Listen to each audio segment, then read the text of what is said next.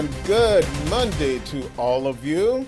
And yes, we are definitely, well, let's just say, up to our necks in plenty of March Madness here in the Palmetto State. Rick Henry here in Columbia, Caroline Soro up in Greenville, and Kevin Bilodeau down in Charleston. Let's get right to it. The Gamecock women, yesterday they found out they are the #1 seed in the Sacramento 4 Regional. The action will tip off Saturday at 1 p.m. at the Colonial Life Arena when they will take on the winner between Southern and Samford. They meet in the play-in game on Thursday. And then after that, the second round matchup could be pretty interesting. Now, these are scenes from their watch party yesterday at the Columbia Museum of Art. And now, the moment when they found out they've got that #1 seed in the Sacramento Regional. And the Gamecocks, well, they're trying to get back to the Final Four for, let's see, the sixth straight year. And here's Don Staley talking about bouncing back from the disappointment of losing the SEC tournament, but also having to go to Sacramento and just getting the team ready after what will be about a 2-week layoff since they last played. Coach Staley. I think it played out the way it's supposed to play out. We were in control of our own destiny, and we didn't take care of that. But Sacramento isn't a bad place. 16 other teams are going there, right? 16 other teams are going there, so we're good. And just trying to get back into just playing fluid basketball. They're doing a good job. We're working hard. We're playing a lot of we're scrimmaging just to get our legs in a good place to where that we don't feel like we've had a 10-day layoff. Okay, now the other two teams assigned to Columbia, you've got Clemson and Southern California. So if the Gamecocks advance to the second round, that second round game could be a doozy. They're either going to face the arch rival Clemson or Southern Cal, and I call that one the battle for who is the real USC, as they'll take on the Trojans, perhaps. Caroline? Yeah, Rick, definitely going to be an interesting weekend over in Columbia, especially if both of our local teams make it to that second round game. Monday's going to be crazy. I know the Gamecocks were wanting to end up in Fort Worth in that regional, maybe have their fans have to travel a little less far. But as we've talked about on this show before, the Gamecocks show up wherever the Gamecocks are. So I think if they end up making it all the way to Sacramento, they'll end up being all right. But getting out of that first weekend and getting past whoever wins that 8-9 game potentially in the second round is going to be interesting to keep an eye on for them. And in that 8-9 game coming up on Saturday, we have Clemson. And like Rick mentioned, #9 USC. The Clemson women make the tournament as an 8 seed. It's their first appearance in the NCAA tournament in 7 seasons. The last time they went there was back in 2019. This year's been full of all kinds of firsts for head coach Sean Poppy and his team. He's now just in his second year of his tenure, I should say. And a lot of his players that you're seeing jumping around and reacting there, maybe reacting that way because a lot of them have not played in the NCAA tournament before. Only 3 of the Tigers on this year's team have made it, and 2 of those 3 were actually with Coach Sean Poppy when he was at Chattanooga and they won the SoCon and went 2 years in a row. So all kinds of emotions in Clemson last night. This team made a push towards the end of the season, picked up a win in 1 game of the ACC tournament to end up stamping their resume and getting there. And finally getting there, even though they've been talking about it for months and months and months, is kind of a surreal moment for this group. There was anxiety, but it was definitely more excitement than that. When I tell you that we talked about this exact moment every single practice and before and after every game, like this has fueled us, and to finally feel like we made it is the best feeling ever. I'm not sure many people really thought in year 2 we could, be here at this point. We talked about it internal. That's why we kept it a little bit more private here to celebrate, is that, the only ones that truly believe that we're in that locker room and their families involved. Going to be a tall order for Clemson to get out of the first weekend. Of course, that 8-9 matchup. The 8-9 games are always fun in both the men and the women's tournament. A lot of times the teams are pretty evenly matched in that slot, so that will be fun when they play USC, the other USC. So we'll be looking forward to that, but definitely going to be a tough weekend for Clemson. Positive thing is they're going to a place that they are familiar with. They don't have to travel very far when they are just going over to Columbia. So definitely will be pretty fun. They will kick things off right after the South Carolina game on Saturday with the Clemson women playing at 3:30 in that first round. Kevin? Yeah, Caroline, and I was just going to say this is a great move by the NCAA to get this rivalry going in the second round of the NCAA tournament. This is the kind of thing that the women's game needs, especially early on in this tournament when some of the games aren't going to be great. You see some of the spreads on these games. You're talking 50-plus point spreads for some of these early games. I don't even want to know what South Carolina is going to be favored by when they finally find out who they're playing. But for a chance for them to play either their arch rival or the other USC, that's going to be really big, Rick. Yeah, it's going to be a great atmosphere, especially, during the second round. Caroline, I got to warn you, around these parts, you can't refer to Southern Cal as USC. I mean, you're going to get some nasty looks, and I just don't know what else. But, yeah, it's real deep here. Gotta call them the Trojans. You're right, the Trojans, Southern Cal. I may even give you USC West, but you just can't throw that USC out there. I just want to prepare you for that. Don't want you to make any slip-ups when you're here in Columbia this weekend. Thank you, Rick. I can't have any fans getting upset with me in the first weekend of the tournament. It's before the thing even starts. I gotta lock in. Trust me, it'll happen. Yeah, and of course, South Carolina and Clemson, not the only women's teams going to the NCAA tournament this weekend. The College of Charleston went up to the CAA tournament in Washington, D.C., and came back with their first ever conference championship, and they are now going to the big dance for the first time in program history. Things got a little bit bumpy in that first game, that opener on Friday. They were back and forth, but they came back with a huge win on Saturday afternoon, winning that one by 30 points, and then faced Hofstra, the 10 seed in this CAA conference. The 10 seed made it all the way to the finals. College had their troubles with Hofstra a little bit, come away with a 68-56 victory. The Barbeau twins were huge for the College of Charleston. Taryn Barbeau, the now two-time CAA Player of the Year, she would go for 23 points, 6 boards, 3 assists. Her twin sister Taylor had 16 points, 8 assists, added 4 rebounds. So the College going to the NCAA tournament for the first time. And you come in as the number 1 seed. We've seen it happen so many times where somebody gets knocked off. But, our kids just stayed the course. And if that hasn't happened in 5 years here, it's something special that we not only won for 2.5 months, but we won for 3 days. It definitely means a lot, but it was definitely one of my goals on my list. Like, I had a list of goals when I came in June for the summer workouts. That was one of my goals, win a championship. And it was, more things on it, but that was really, the biggest goal. I feel like it means a lot, especially because we've came up short in the past. So getting this win, especially with some of the other ones that we've been here for a while, like Rissa, Niley, Jamie, it means a lot, yeah. We come into every game this season knowing that we had a target on our back. It was the first time in 5 years that the 1 seed has won this tournament. So, I think going into every game knowing that we had a target on our back helped prepare us for this tournament. And the College getting a 14 seed in their first trip to the NCAA tournament. They will head up to Durham, North Carolina. So luckily for the Cougars, not too long of a ride at least. They're going to be facing number 3 seed Duke in their first ever NCAA tournament. That game going to kick off Friday morning at 11:30 a.m. start time. I don't think I've ever seen a start time that early for a tournament game, Rick. But College just really excited to be in this postseason tournament and look to give Duke a bit of a run for their money on Friday. Yeah, that's an early wake-up call for an NCAA tournament team. I just want to add, when the College of Charleston's name came up on the screen during South Carolina's watch party, the South Carolina team, they applauded, they cheered, as well as a number of the fans. So a lot of respect to the College of Charleston, and they're happy to see them make the tournaments. I can't say they did the same thing when the Clemson women's name popped up.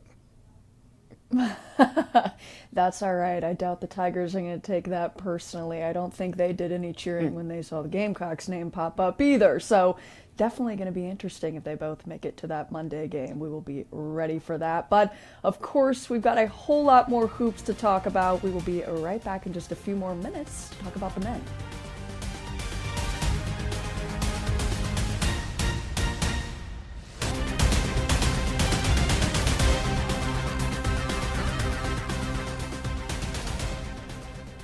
Welcome back into Palmetto Sports Daily. Yesterday was Selection Sunday, so of course we're still talking about basketball. We need a name for this Monday after Selection Sunday, like Madness Monday. I don't know, because it seems like there's so much going on. We're trying to unpack what's going on for all of our teams. And in terms of the men's teams in the area, Clemson men's basketball headed to the dance for the third straight season. It's the sixth time that the Tigers have made it under head coach Brad Brownell, and this year they are dancing as an 8 seed. They have a first-round matchup with 9 seed Iowa. That game is going to be down in Tampa at 6:50 on Friday evening, so kind of a favorable primetime-ish start for the Tigers there down south. The only interesting thing about, well, not the only, but one of the very interesting things about where Clemson is in the bracket is that 8-9 game probably not going to be a cakewalk by any means. And if the Tigers win, then they will more than likely have to play 1-seeded Florida in the second round. So, and that, again, that game is in Tampa. So that's going to be a little interesting. Head coach Brad Brownell said after the selection show he was curious if Carter Welling's injury, as you saw there, he's got a brace on his knee after tearing his ACL in the ACC tournament. Coach said he was wondering if maybe Carter's injury had any kind of impact on Clemson's seed line, considering they picked up a couple quality wins in the ACC tournament, maybe could have propelled themselves up into that 7 slot. Regardless, that's not what's important now. The fact is that they're an 8 seed, they're playing Iowa, and they're going down to Florida, and they're part of the South region. So taking all those things into account and what the Tigers were able to accomplish this season, the team is just excited to be in the dance and have the opportunity to go make some noise. Man, you want your guys to play in the NCAA tournament, because you know, and I tell them all the time, hey, you guys are going to be fathers soon, and when your little 7 or 8 year old son looks up at you and the NCAA tournament's going on, he's going to ask, did you play, Dad? You know, and you're going to feel pretty good if you can say yes. You're going to feel even better if you can say you won some games. My opinion, I think our effort is our superpower. I kind of realized that these last 2 games, we come out and we set the tone and we play hard for 40 minutes. I don't think anybody could I think we could beat anybody in the country. And I think if we just go out there and just play with effort and play with focus on both ends, we're going to be a hard team to beat.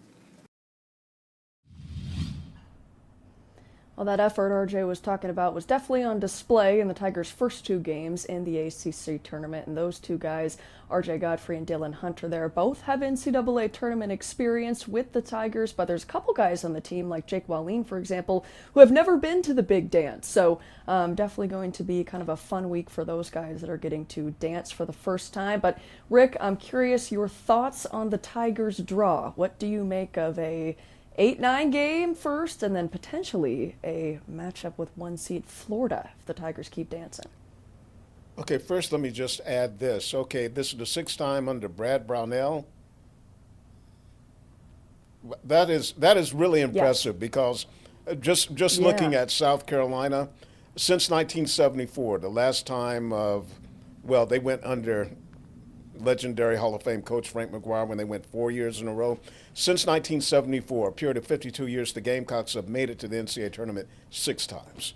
So, yeah, it's not easy getting there and getting there frequently. So, hats off to Brad Brownell and the Tigers. Now, that draw, yeah, talking about, Iowa, a tough Iowa team, and then Florida, the number 1 seed. And the way Florida is playing, although they didn't look that good in the SEC tournament championship, but everybody has a bad day. But that's a really talented team, the defending national champion. But can Clemson pull an upset? I believe they can. But they have to play a nearly flawless game. Again, Clemson let me down. They didn't win the ACC championship for the first time ever. So you're getting to the NCAA tournament. Let's get to the Final Four. Let's go on a magical run and really give Clemson basketball fans something to really raise a lot of noise about getting to the Final Four. But it's going to be tough, and it should be a very, very interesting matchups. Yeah, Rick, I'm not so much worried about the draw for Clemson as I am where they're playing, because they're going down to Tampa, as Caroline mentioned, which is the spot of one of their worst losses in the last 20-plus years, because that was their loss against Villanova in the NCAA tournament back in 2008, a first-round loss. Clemson was the 5 seed. Villanova was the 12 seed. I remember this because I was sitting second row at that game covering the Tigers for the NCAA tournament. We were so excited because Clemson was going to win that first game. They were up by 12 at the half. So we started making plans for the rest of the weekend. We made credentials to go to spring training games on Saturday, get a bunch of interviews from local baseball players that we're going to use throughout the rest of the month. And then Clemson loses the game. We had to turn right around and come back the very next day. So Clemson completely ruined my spring break that week. So I need more out of the Tigers when they head up to Tampa this week, Caroline. Oh, well, Kevin, they might be glad that you are not going down to Tampa with them this time around. So maybe that will be the difference maker in Florida this weekend. We'll see. We are pumped to watch. But not the only men's team that we have in the dance. The Furman Paladins are going back. They will join Clemson in the NCAA tournament, but they will be headed up north in the first round. They are going to Philadelphia, where they will meet number 2 seed UConn. So Furman locks up a 15 seed after winning that SoCon championship. Kind of a surprise that they ended up winning that SoCon championship to everybody, maybe except for the team themselves. But I mean, they had to knock off top-seeded Eastern Tennessee State to do it, and the Buccaneers just kind of ripped through the SoCon for the entirety of the year. So really impressive win for Furman last week, earns them a spot in the tournament for the second time now in the last 4 seasons under head coach Bob Ritchie there. And I think we can all remember what happened the last time that the Tigers made it to the dance back in 2023, which was when they pulled off that crazy upset over 4-seed Virginia. So these guys just excited to be back and excited to, you know, get a pretty unique opportunity to go back and show what they're made of. And all of a sudden your name pops up there, and I mean, I tried to jump out of my skin. It's things you dream about since you were a kid. The biggest thing I felt was just proud of like my teammates and coaches and like guys that we've been through this for this year. It's kind of just like you look up there and you're like, wow, like we really achieved what we wanted to do. Got a program that we really respect and have watched and have studied, and you know, maybe even run a play or two that they've utilized through the years.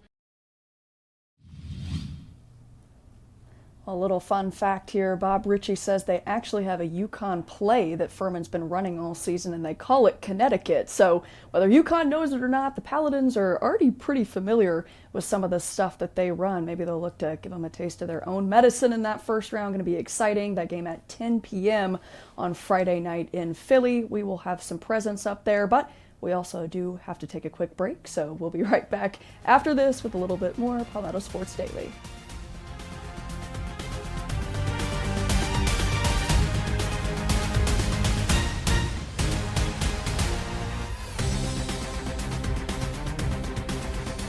Welcome back to Palmetto Sports Daily. We've talked a lot of college basketball in this show. Right now we're going to talk some college baseball. Woo! The Gamecocks go down to Florida to start SEC play, and they were swept 0-3 coming back from Gainesville. And it got off to a promising start on Friday. They go to extra innings. It's scoreless. Carolina getting an excellent pitching performance along with Florida, but the Gators walk it off in the 10th inning. They win it 1-0. Then the next night, Gamecock shut out again, 4-0. They go 20 consecutive scoreless innings in Gainesville before they finally scored on a 3-run homer in the second inning of Sunday's game. Let me just throw some numbers out for you. For the weekend, Carolina went 11 for 95, scored 3 runs, 34 strikeouts, 22 men left on base. Now, Kevin. Yeah, I mean, going into this game yesterday, it got pretty ugly. And, you know, I was thinking before the game, could anything be worse than being shut out for a third straight game? And it turns out, yes, there could, because you're run ruled in the third game. I absolutely couldn't believe it was happening. There were some stats I saw on social media that I wanted to share. Under Palmineri, against SEC teams and Clemson now, South Carolina is 0-13 on Sundays, which is like, it's insane. How does that even happen on just one random day? The average score, they lose more than 9-3. It's almost a 6-run differential on Sunday. Like, sheer luck you should win one of those, Carol. I'm baffled. I'm completely baffled by this team. Yeah, I think it might be time to have some conversations. I'm not going to say what the conversations are, but I think y'all know what I'm talking about, just because I know we're only in the middle of March of baseball season, but I mean, come on. Looking back at last year and looking at this, definitely not looking good for the Gamecocks. You gotta be able to put runs on the board to win games, and if you're gonna have a pitching performance like that in game one, then come away and win it. You only needed one run, Just crazy, Rick. Yeah, and add a little salt into the wounds. Their last non-conference game before heading down to Florida, Kevin, the Gamecocks didn't score in the final 4 innings, so they had a 24 consecutive inning scoreless streak. So, yeah, it's looking bad. It's looking bad. All right, that's going to do it for this segment. We'll be right back to wrap up the show.